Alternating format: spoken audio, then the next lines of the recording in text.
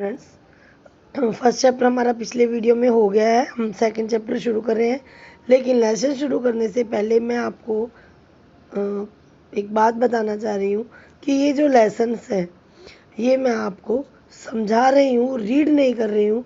आप अपनी बुक से आपको अपनी ये लेसन्स अच्छे से रीड करने हैं क्योंकि बेटा सिलेबस बहुत लेंदी है और हमें सिलेबस भी कंप्लीट करना है, इसलिए मैं आपको समझा रही हूँ।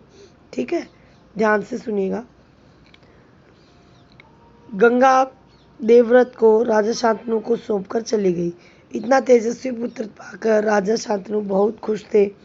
वो वापिस हस्तिनापुर आए और उन्होंने देवव्रत को राजकुमार के पद पर सुशोभित किया।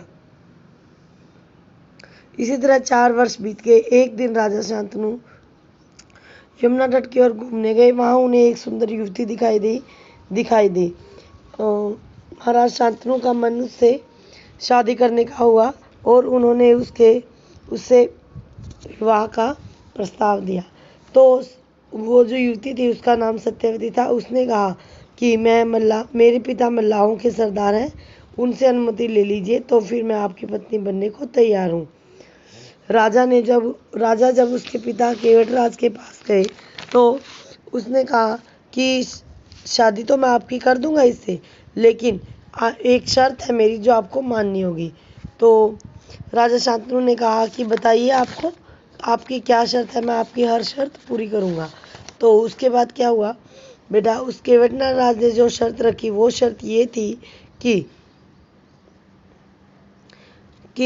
महाराज शांतनु के बाद गद्दी पर उनकी पुत्री का यानी सत्यवती का जो पुत्र होगा वो राजा बनेगा, न कि देवव्रत। तो शांतनु को ये बात बहुत अनुचित लगी। वो चुपचाप वापिस आ गए और इस प्रकार उन्होंने जो है उसके बाद बहुत दुखी रहने लगे। एक दिन शांतनु ने अपने पिता से पूछा कि हो ना हो कोई ना कोई दुख आपके अंदर समाया हुआ है, लेकिन शांतनु ने कहा कि ऐसा कुछ नहीं है। उन्होंने काफ़ी गोलमोल बातें बनाई, लेकिन देवव्रत ने अपने पिता यानी शांतनु के सारथी से पूछा और सारी घटना का पता लगाया। उसके बाद देवव्रत स्वयं जो है वो केवटराज के पास गए। केवटराज ने उसे भी वही बात कही जो शांतनु को कही थी।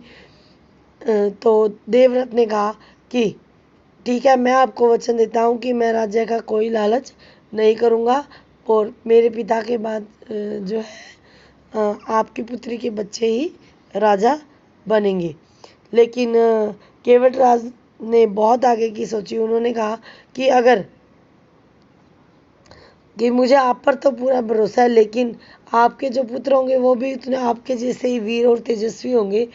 अगर आपके पुत्रों ने मेरे नाती से राज्य छीनने की कोशिश की तो वो तो अब मेरे नातियों को हरा ही देंगे और राज्य पर कब्जा कर लेंगे।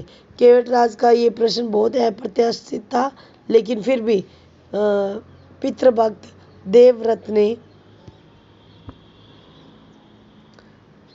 गंभीर स्वर में यह प्रतिज्ञा कर ली कि ठीक है, मैं जीवन भर विवाह नहीं करूँगा। जब मेरी विवाह ही नहीं करूँगा तो मेरी संतान भी नहीं होगी। अब तो तुम संतुष्ट हो।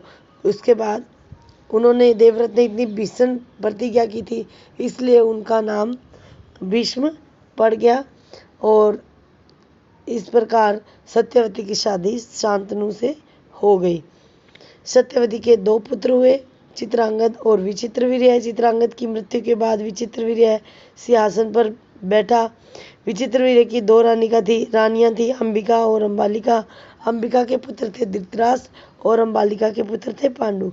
धृतराष्ट्र के पुत्र कौरव कहलाए और पांडु के पुत्र पांडव कहलाए। महाराज भीष्म शांतनु के बाद कुरुक्षेत्र युद्ध के अंत होने तक उस विशाल राजवंश के सामान्य कुलनायक और पूजनीय बने रहे। शांतनु के बाद कुरुवंश का जो मैंने अभी आपको बताया इनकी वंशावली वो इस प्रकार है। शांतनु की 2 रानियां थी, गंगा और सत्यवती। गंगा से जो पुत्र हुए थे वो थे देवव्रत। सत्यवती से जो पुत्र हुए थे वो थे चित्रांगद, विचित्रवीर्य। विचित्रवीर्य की 2 रानियां थी, अंबिका, अंबालिका। अंबिका के पुत्र का नाम था धृतराष्ट्र, अंबालिका के पुत्र का नाम था पांडु। धृतराष्ट्र के पुत्र थे वो कौरव कहलाए, पांडु के पुत्र थे वो पांडव कहलाए। इस प्रकार ये आपका सेकंड चैप्टर कंप्लीट होता है बेटा। इसके क्वेश्चन आंसर मैं आपको पिक सेंड करूँगी और जो टिक किए हुए क्वेश्चन है वो आपको करने हैं। Stay home, stay safe.